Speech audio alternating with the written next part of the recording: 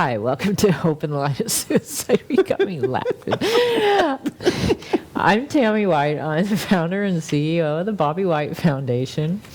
I'm Bonnie Snyder, I guess laugh maker in chief. I'm your co-host. Oh my God, we have so much. I think people wonder, like when, we hear that countdown from the control side of the things, and it's like one, and we either have just said something or something will happen, and this is burst of laughter. We're like, you guys gotta understand you guys have any idea what goes on behind the scenes before, Just prior to, and you never know what's going to happen. Exactly. But we want to welcome you, and we want to, of course, thank Area 52 Media Group and our tech guy, Cage, at the controls today.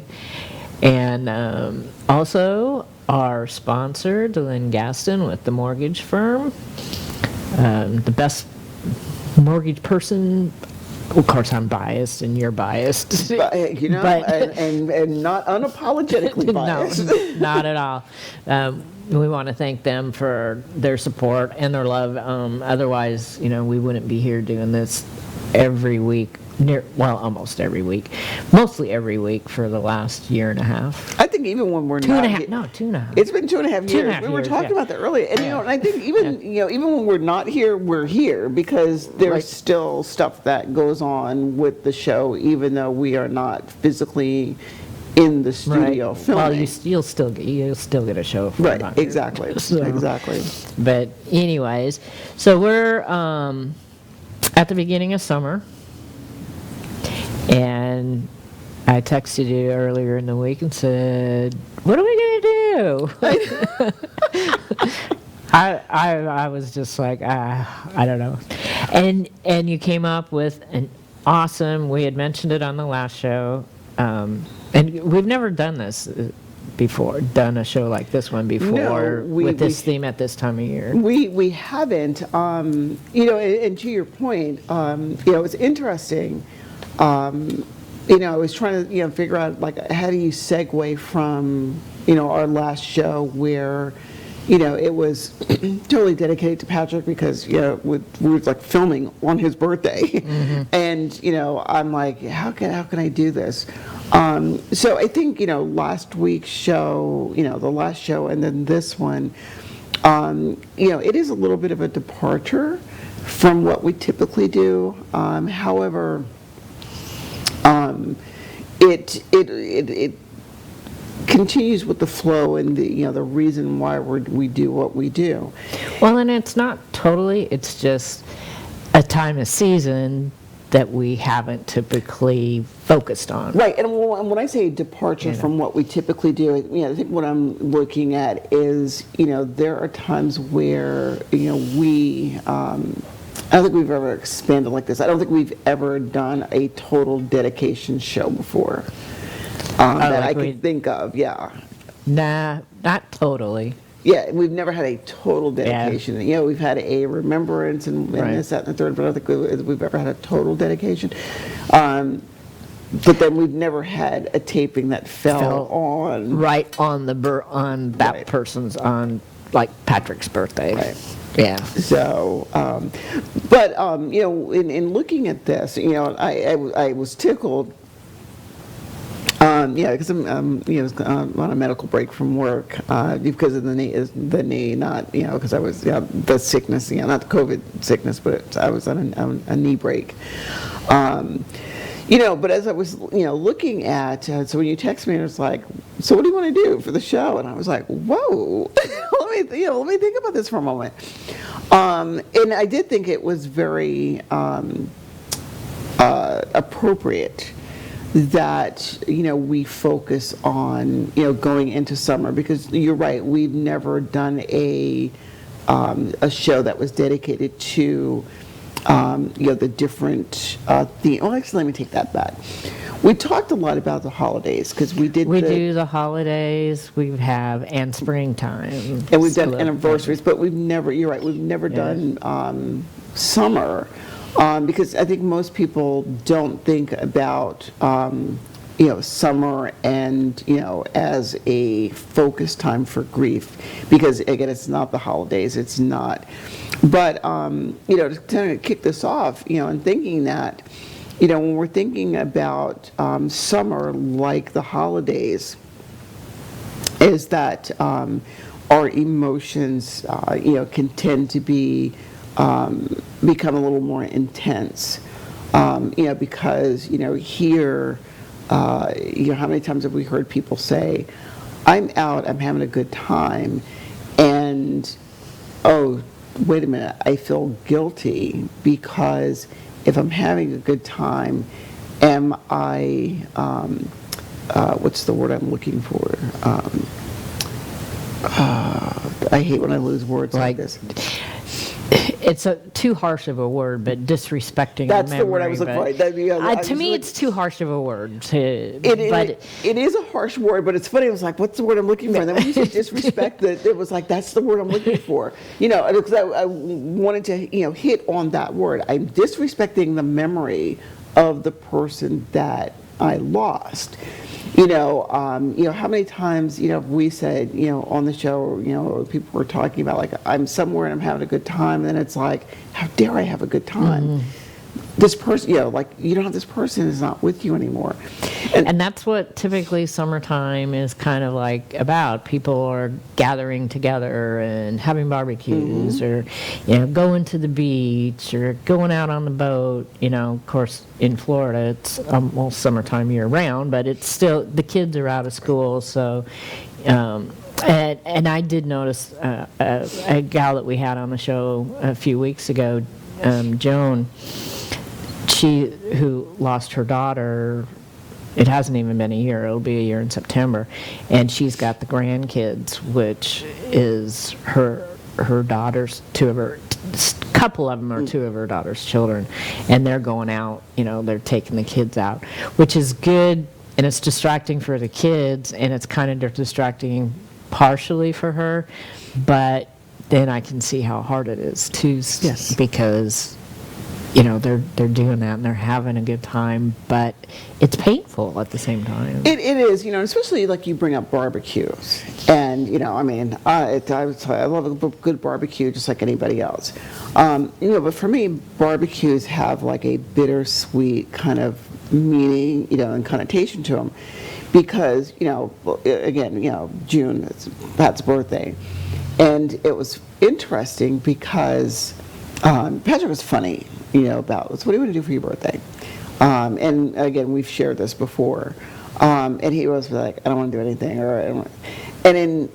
What it is it was a reverse, and I didn't realize he was doing a reverse psychology thing. I was like, I'm going to say nothing, but I want to see what you're going to do. Mm-hmm. And so, of course, it's like, you can't do reverse psychology on me. Being in the field, it was like, how do you do reverse psychology on somebody whose degree is psychology? Like, this doesn't work. I got this respect for boundaries, and so if you tell me you don't want to do anything, why am I going to ever set a boundary? And versus my daughter, his sister, it's like, what do we do for your birthday? Oh, I want to, it's like, $1,000 party.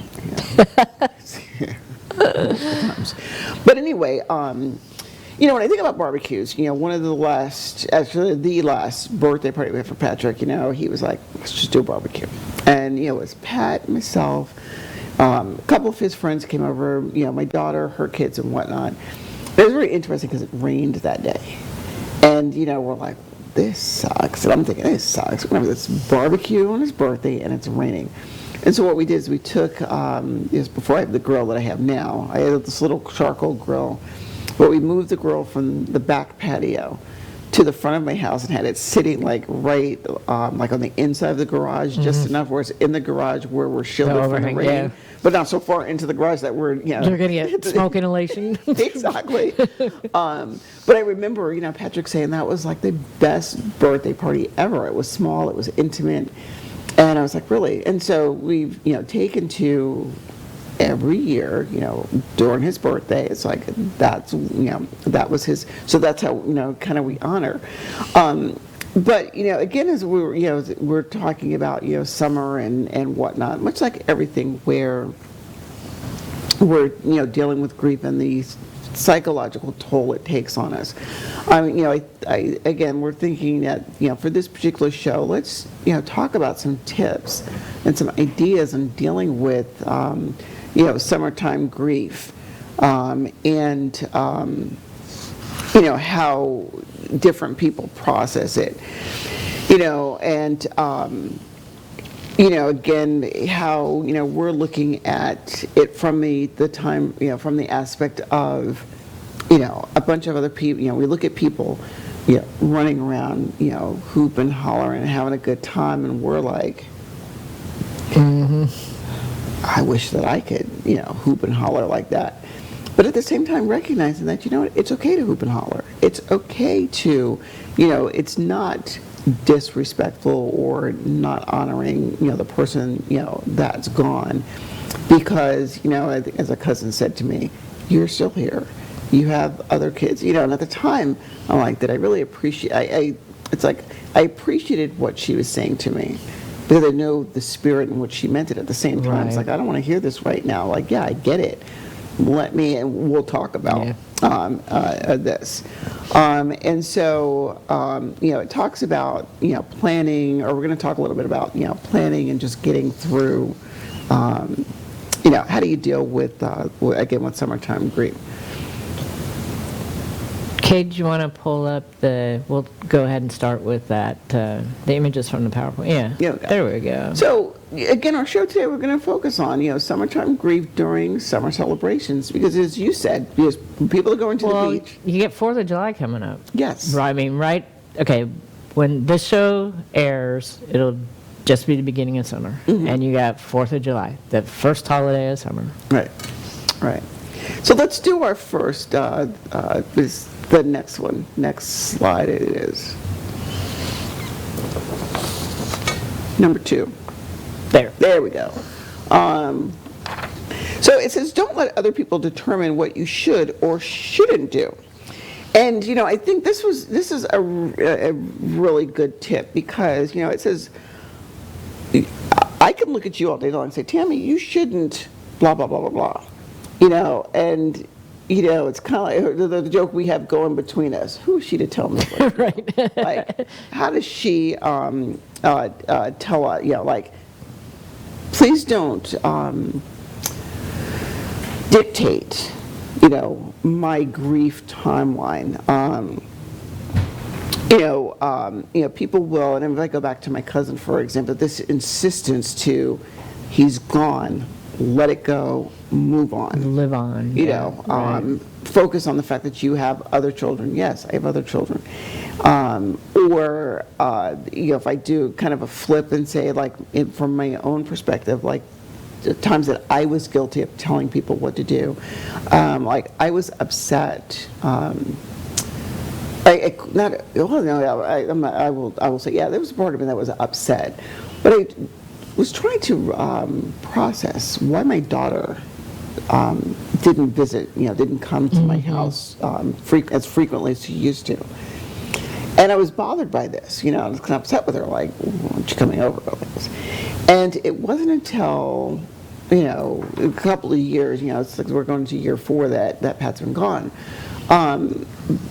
But, she was like, it's hard coming to your house. And I'm like, okay, why? Because he's not there. But I also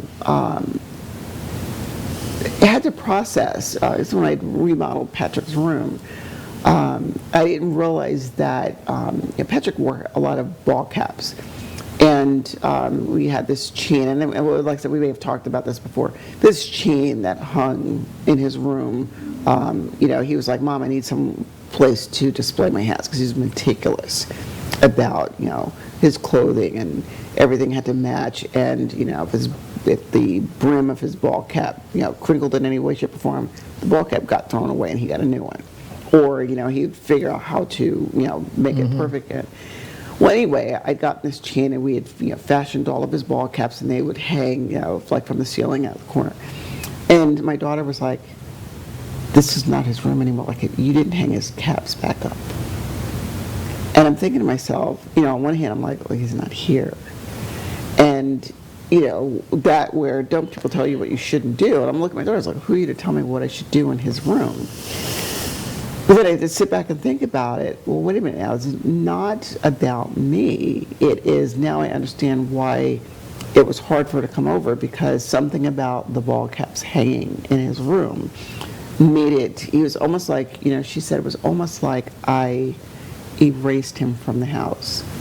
And I'm like, no, he's moved from that room. He's now occupying the living room now. But I used that as a good example of understanding that where my daughter was like, I should have hung the caps back up. I'm thinking, well, I didn't have to hang the caps back up. But then having respect for it, I understand now what how you feel about it. Right. And my in-laws, they don't come over to the house. I haven't seen, several of them in several years. I'll see them at Christmas time, or either the young ones, nieces and nephews' birthdays or something. But it's hard particularly two of them. My one sister-in-law and my one brother-in-law. It's hard for them, and so they don't come and visit. And then the next time they do come and visit, oh my goodness, because I'm changing things in the house. Yeah, and again, it's like one of those things where, and I don't think the intention was to invoke guilt, but it's almost like I feel sometimes, but at the same time, there is that feeling of, are you trying to make me feel guilty because, like for me, and going back to remodeling Patrick's room, we started this project before he left. Right. And, of course, in my head, I'm thinking to myself, would this room be different? Or what would be different if he was not here? Because the other side of it is, he lived at home. And, he was like, he loved living at home. At the same time, he would say to himself, or he would say to me, I can't wait to be in my own spot. I can't wait to be in my own spot. Well, you're in your own spot. Right. You have this side of the house, I have this side of the house. At the same time, though, I think, he'd had this plan that eventually he was going to, move out into his own place. And, I would tell people, I was like, I wanted my house to myself, just not like this. Not this way. 'Cause I don't have my house to myself, anymore. But it's like, again, don't let other people determine for you what you shouldn't do. It's your timeline. Yeah, and you're the only one that knows what's right for you. Exactly. Nobody else can even know that. Right. Right. I think sometimes it happens, or it comes across with good intentions. Oh yeah. And whatnot. Depending on. And I look. But then it depends on the person. yeah. There were some persons, but then I also am. I tell myself to be mindful of, well, if that advice is coming from this person, and in my head I was like, this person does not have my best intentions. Right. I might say this might be that one time where they do have, my best intent, Right. or they're doing it for, my best intentions. And, I have to ignore, it's like, don't shoot the messenger. Right. Like, ignore the messenger and focus on the message. Right. So, let's move to our next one, please. Accept limitations. Yeah, so this one where it's like you may not be able to do everything that you have always done. And I think, when I look at that one and I think of, accepting limitations and whatnot, I think back, again, I use remodeling, my house as an example for this one, because there was a time where, in the beginning, I couldn't go into Patrick's room. Like, I would go by the room, and sometimes I would put the blinders on, and for me it was very. There was an ease, not ease is not the word I want to use. I had an excuse not to have to go by his room because, if you're looking at my floor plan, so my living room is in, let's call my living room the central part of my house. Well, as you come through my living room around the corner, this hallway right here is the hallway that's Patrick's room. the main bathroom in the house. Devon's room is, on the, the end of that particular hallway. So you're back in my living room. You come around this way, there's a little, the entrance way. That's my bedroom. So for me, I could almost draw this imaginary line at the hallway that went down to, that past Patrick's bedroom. I didn't have to go to it. Now if I go into my Florida room, it's like he's double glass doors, off of his room. I see his room, but there are the vertical blinds. So again, I never had to go in his room. When I finally got up the nerve, courage, gumption, whatever you want to call it, to be able to go into his room, it's like, okay, all right. I think it was after the interview that I did with Evan. Of course, that was, after that November. But I said to Evan that day, little by little, I'm able to come into this room. And then one day I was like, okay, I'm going to bite the bullet and I'm going to do it. But then I went from one extreme to, I can't do this, and like strict, engraved in stone limitations, to this extreme. Now I wanted to do everything all at once, strip everything up. I want this room to be done. But then I was, it's almost like a pendulum swing. Over here to the extreme, I wanted to do it all. And I allowed that pendulum swing to come back to the center. And it's like, okay, I'm going to remodel this room. I'm going to work on this project that he and I started before he left. And I'm going to do it a little at a time. And what I found in, accepting and setting those limitations for myself, then not only did it make the remodel manageable, although it did lead to me remodeling my entire house. But even starting there, it was like, okay, you know what?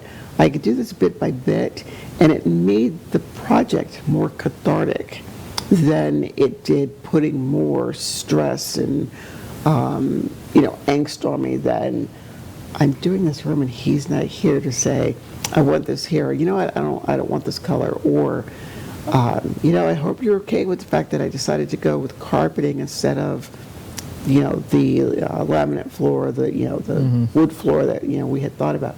I hope you're okay with, I didn't go with these two colors. I was like, what do you think about this? But I went with this color. And at the same time, keeping the same close to color scheme that he had, his room. Yeah, no, I totally get it. I mean, I'm continually going through something similar, with our house. I started on our front living room, which I don't need, and that's what I started turning into the foundation office. Well, I started doing that like 3.5, 4 years ago, and did the same thing, not changing anything for years. I couldn't change anything. And then starting to change that and going gangbusters at first, but then I start freaking out and I stop. And then I stop for like 3 years. And then this year, it's like, I just put it in my head. I said, okay, give yourself this whole year. Just give yourself this whole year and finish the foundation office. We got the ceiling fixed in the bathroom, working my way through. And one of the things that kind of helped me was, especially when it came to the kitchen, which the kitchen is a whole nother thing, but I had to get new appliances. So in my head, I'm telling myself as I'm doing these changes that, well, they'd have to be done if he was alive anyways, because the refrigerator was going, the dishwasher was going, the washer and dryer is getting ready to go. So it's things that would have to have been done anyways. And trying to get my head into that. Now I still have those issues a little bit, but instead of stopping for 3.5 years, it's maybe 3.5, 4 weeks, and then starting up again and making it easier, And through the summertime, it's hard because it's so hot outside. You can only do so much outside, and that was his thing, was the outside, but. Oh, yeah. And I think, you hit a nail on the head when you said these things would be done or these things would be happening if he were still here. And I think for me, that is, I find myself like, if he were here, then what? And again, it's like I joke about, the garage. Like, my garage is a mess again. And I'm like, yeah. You were. And I'm looking at things like, again, things that I should, one of my favorite TV personalities is Stephen Colbert. And he does this questionnaire, and one of the questionnaire things, one of the questions on this 15-question list that he has is, what is something that you own that you should throw out? And the first time I heard this question, I'm chuckling, and I was like, if you only knew, I was like, I can answer that question. But I sit back and I think about, things that are in my garage that I should throw out, but I don't. And in my head, I hear Patrick saying, Mom, why are you holding on to this stuff? But it's like, but I can't. I know I shared this before. I had this pathetic little mop, or at least he thought it was pathetic. The mop that I used to wash my floors with, and he comes home one day and he has this, larger mop, that your hands don't have to touch the mop head and whatnot. And I loved this thing. And he was like, "Here, Mom, I bought you a new mop." And, of course, most of them were like, "Really, you bought me a mop?" But I understood it. But anyway, I'm washing the floor one day, and it broke. The handle snapped. It was metallic. But I've had this mop for a couple of years now, but it broke, and I panicked. And there was oh my God, I can't throw this mop away. And people were like, Bonnie, it's a mop. Yes, but Patrick gave it to me. And I could see if he were here, he would be like, Mom, throw the mop away. We'll get another one. But it's looking at these limitations. What can I do? What can I do? What can I do? And I think I finally was like, all right, here's the handle. So I threw the handle. It's like I did throw the handle away 1 week. And it's like, okay. And then I'll throw the mop head of itself the next week. Again, we do these in little chunks and pieces. Well, and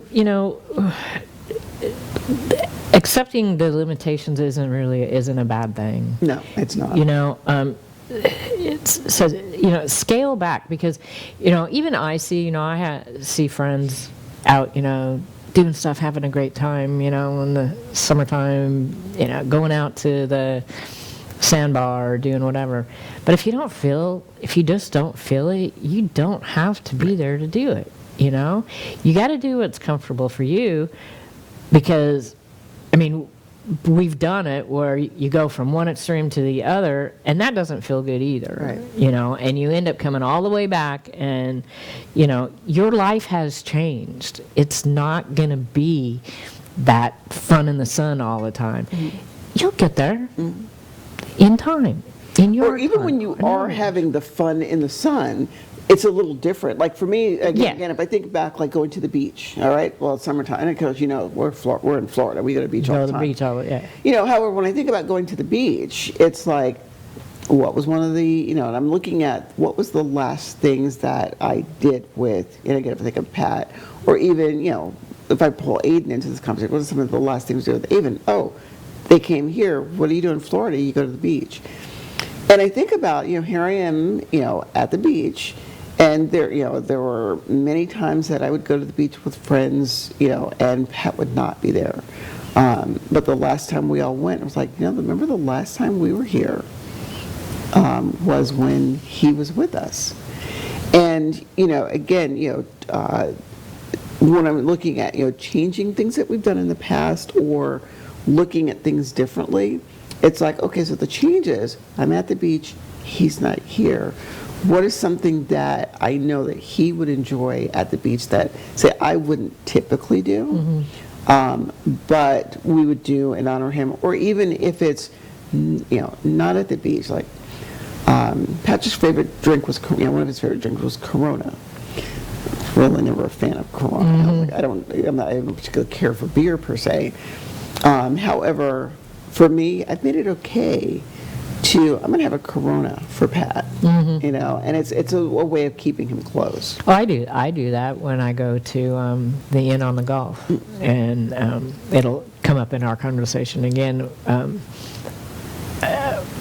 in August, which is my birthday and our anniversary. So that's one thing I'll do to go and celebrate. And I order what I typically have. What do I have? Drambuie on the rocks. That's the only time I ever drink it, probably the only place I ever drink it.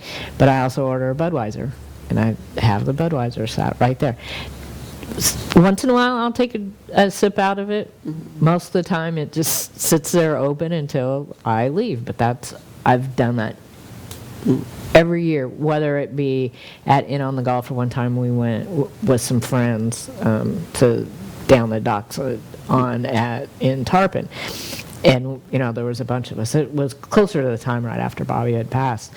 And we had a chair for Bobby, and I had a Budweiser for him. Even with all those people, it's just like, this is exactly what we do.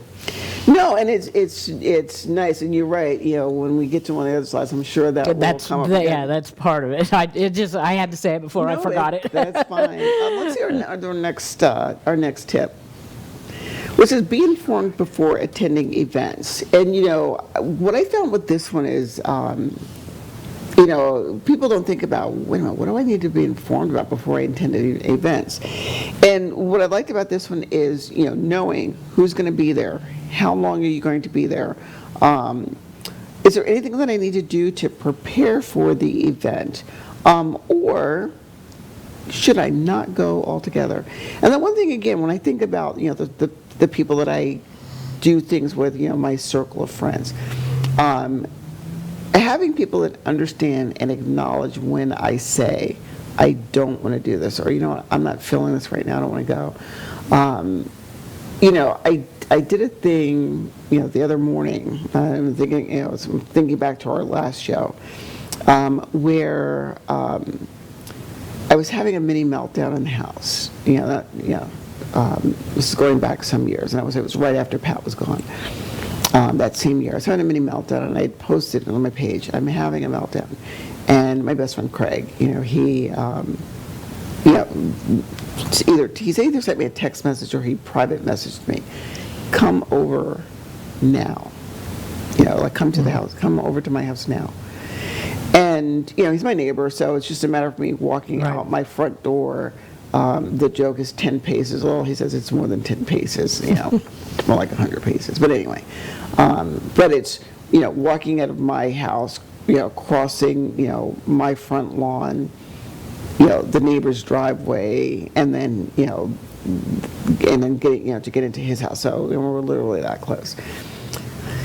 And, that particular day, we sat down and we poured a cup of coffee and we were talking.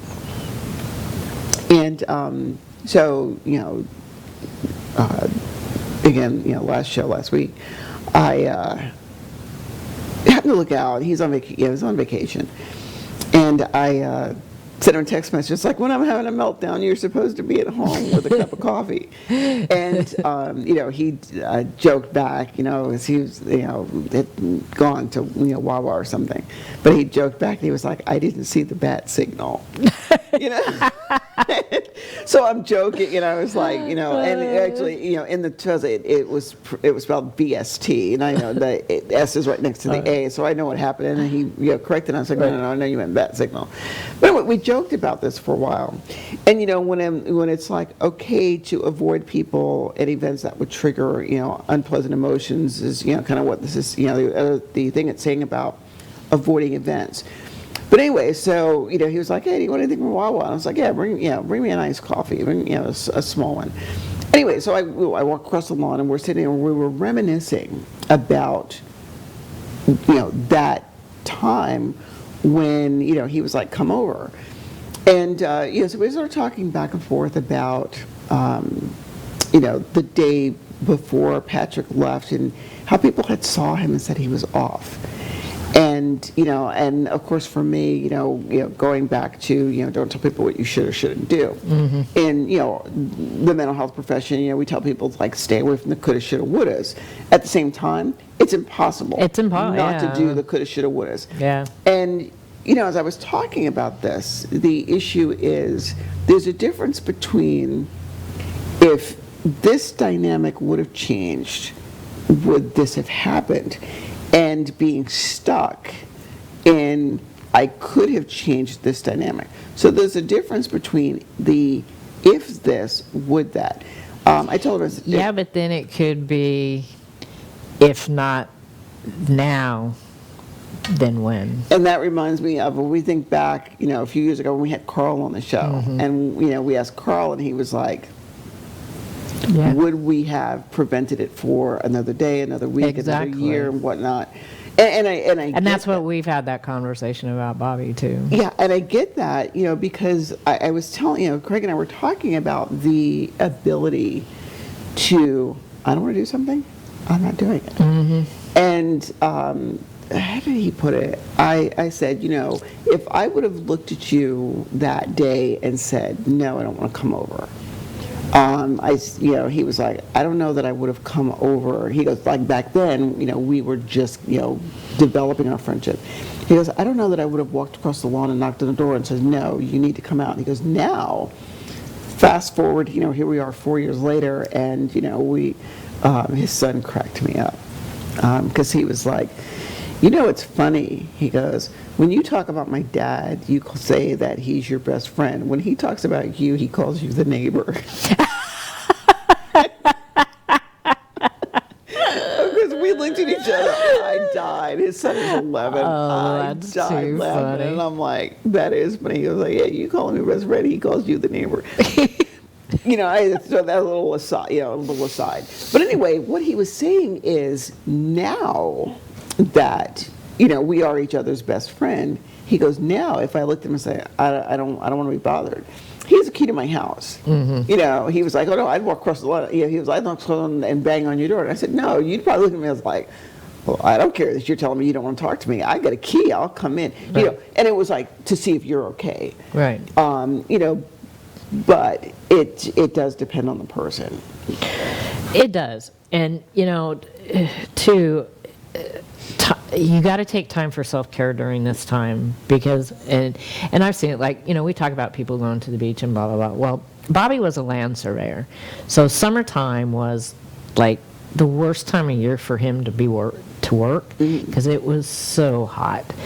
And he would come home and surveying wasn't the only profession because even our UPS driver told me the same thing and a couple other people that are in industries that work outside.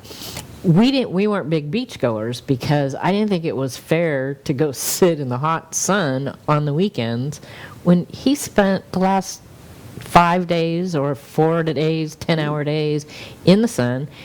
He'd come home tired and cranky, and the best thing to do is feed him and put him to bed, and it can be that way for just everybody because it is so hot in the summertime, and it can be physically and mentally draining just because it's summertime, along with all your other emotions that you're feeling and you're trying to do because of the time of the year. And for us, it may not be as dynamic because we live in Florida. It's almost summertime year round. But for somebody who lives up north and you get summer is smashed into just a few months, and there's a lot there to try and sift through and be all you can be and take care of yourself and have fun, and it can be a lot. So it can be, and again, I think it is important to recognize those events that would that trigger the unpleasant emotions. At the same time, going back to using the beach for example, there are times that if Craig's wife, for instance, she loves the beach. She grew up in Brazil, and she was like, I lived on the beach. And I mean, I grew up in Jersey. I lived on the shoreline, so the beach was, but there are times where it's like, you know what, I really want to go to the beach, soak up the sun, get the vitamin D and whatever other vitamins that you get, and, the air, and you're hearing the waves and everything like that, where it's very calming and soothing. I also recognize that there are times where it's like, hey, let's go to the beach. You know what, I don't want to go to the beach because I remember this was one of the last things that we did as a group with Pat. Right. And you know what? Right now, today, that beach experience is unpleasant. I'm going to take the hard pass. Right. The next time, even though he's not here, you know what? I'm going to go and take in the cathartic, feeling of that often comes with going to the beach. Right. So you talked about, this is our next slide, Gage, please. Which is take time for self-care. And you nailed it when you said summertime can be physically and emotionally draining, due to the hot weather.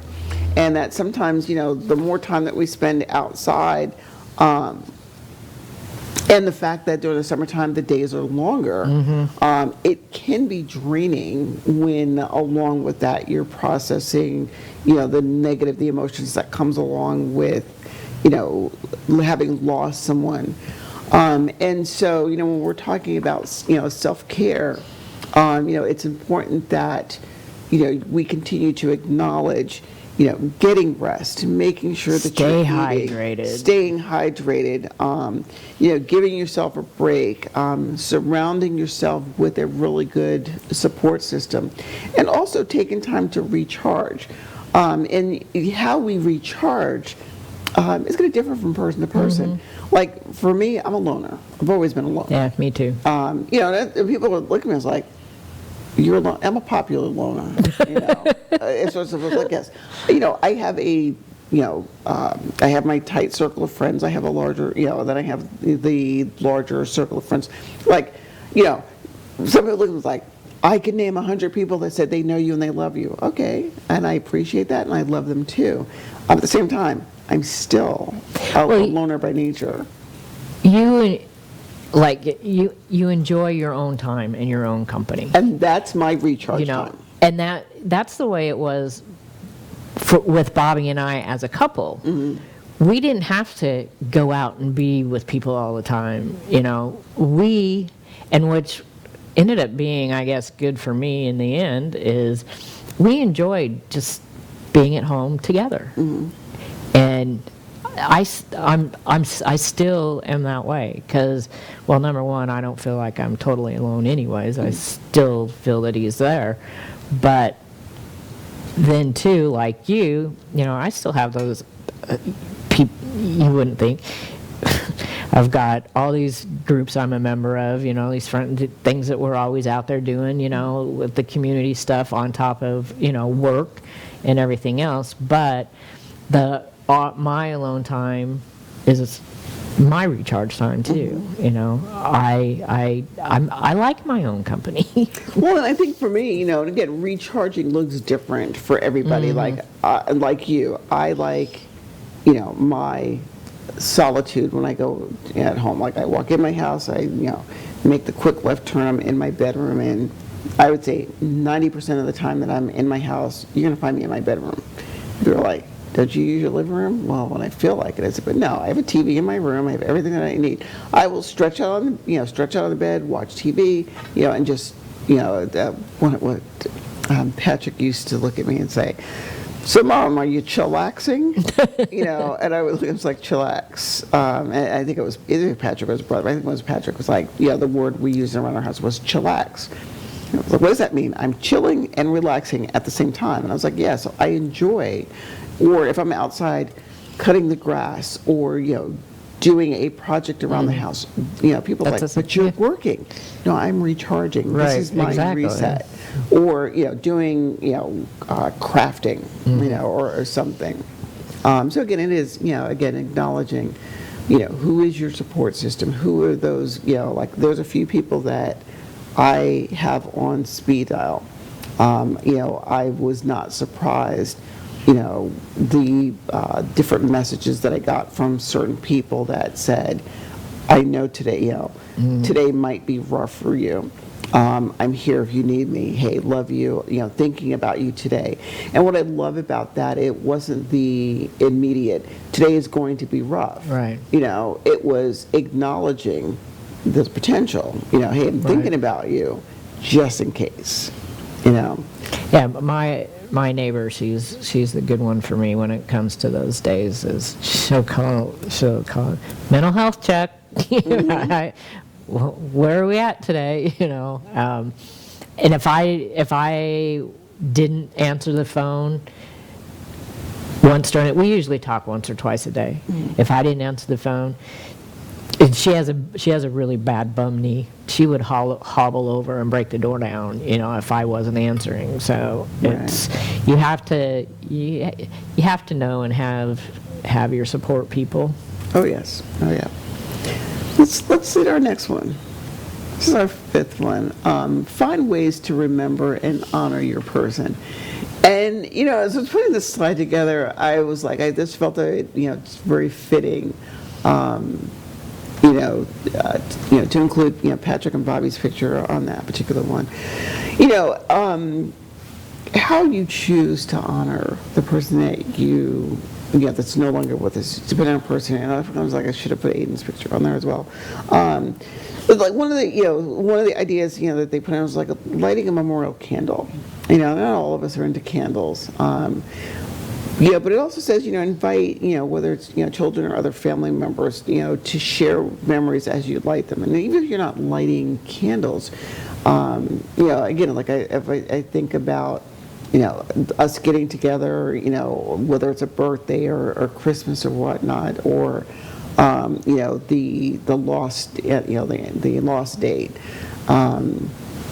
let's, what do you remember most, or what is your fondest memory that you have? I remember when he did this here, and we laughed our butts off. Or I remember when he did this, and was I ticked? Writing a card or a letter to the person, putting it somewhere special, or burn it to turn your words. When I look at the writing a letter to the person and burning, that is a strategy that, oh my gosh, I forget when I learned that. I'm thinking, career-wise, even before I, entered, because I've been in this career for a long time. But it was like, here's the things that were unsaid, and I would be like, write a letter, put it in an envelope, and then burn it. And as you're burning it, of course, you see the embers, the ashes and whatnot, the smoke going up. Just think of it as the person that you weren't able to have that conversation with. That smoke and ash and embers and is that person is receiving. It's what carrying was written the down. it's carrying the information, the message to them. This one where it says write memories on strips of paper and create a paper chain. I think that would be a good kids activity. Well, and thinking of that as a kids activity, and think about it, if I can, I think I saw it as I was doing the last week's show. We'll do it as an asset one day. The children, I don't know whether it was Father's Day, his birthday, and this is going back a couple of years, did this thing where it looked like a sun. And in the middle of the sun, they had a picture of Patrick in the middle of the sun. And, like they had the rays of sun, strips of paper that created what looked like the sun rays. And on it, they wrote like different words to associate them with Pat. And I was really struck by one of the words. They had, the things that made sense, funny. But one of them they put hungry. And I was like, hungry?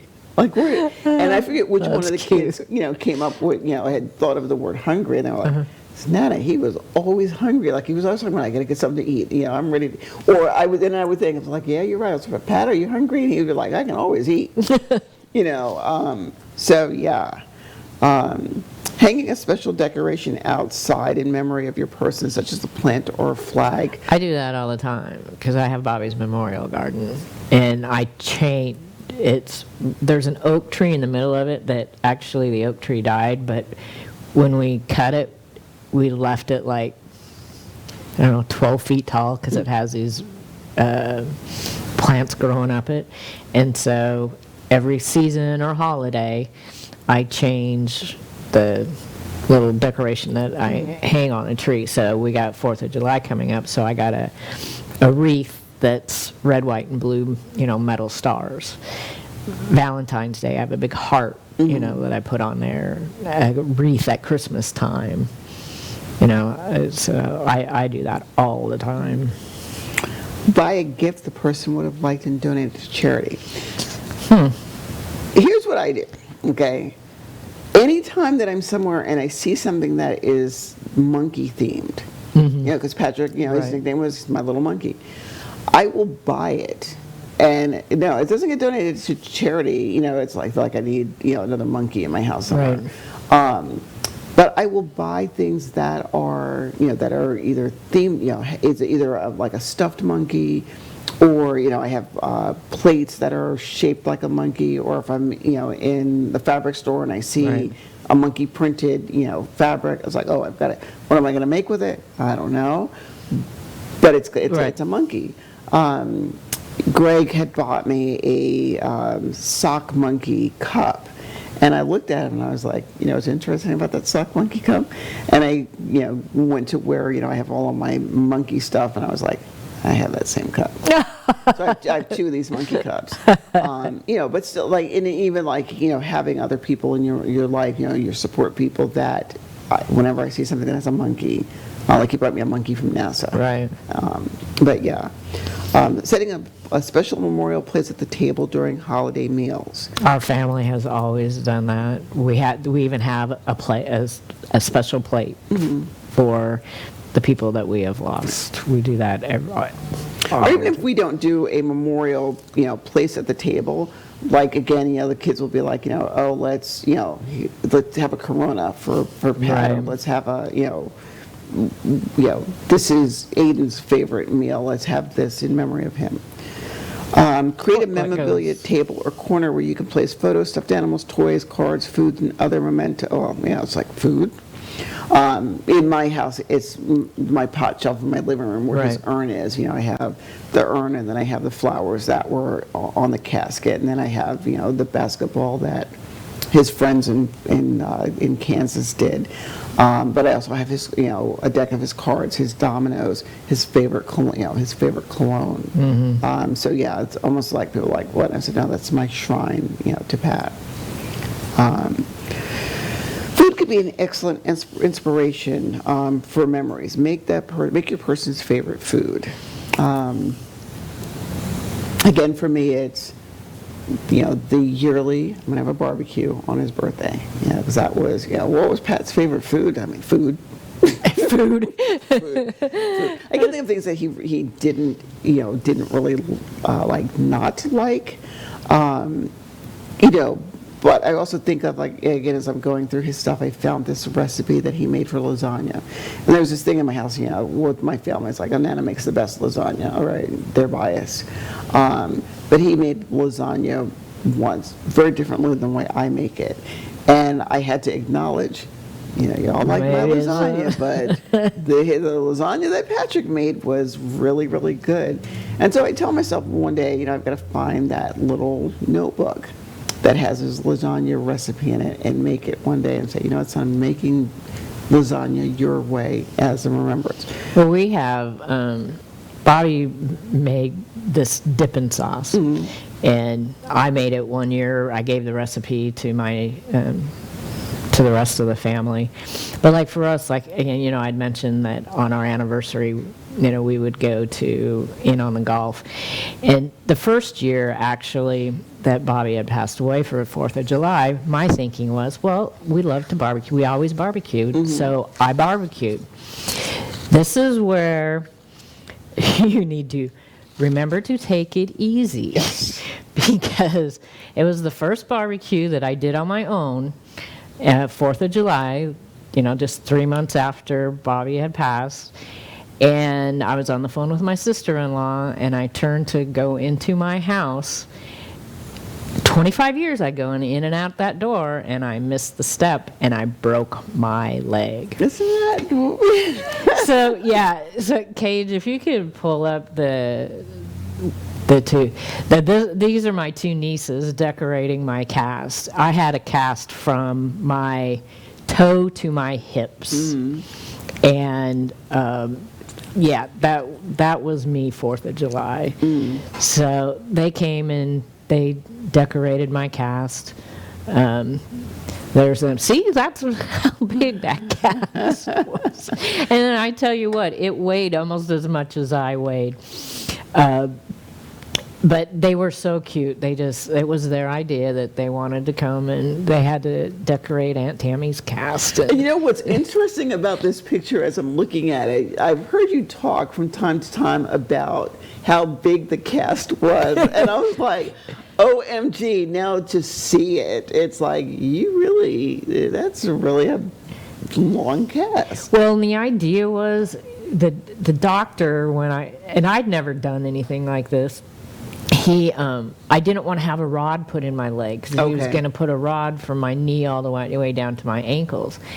And I had to sit there for like 3 months. The only thing I could do was get up and go to bed, get up and go to the bathroom. And my neighbor had to take me to the doctor every week to get an x-ray to make sure my bones didn't move. Gotcha.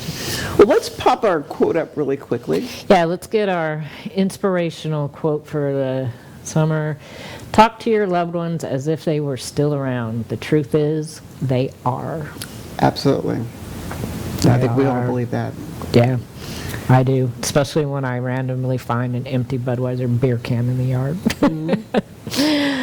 Well, the reminder of our numbers, and as we close out every show, remember, there's always hope.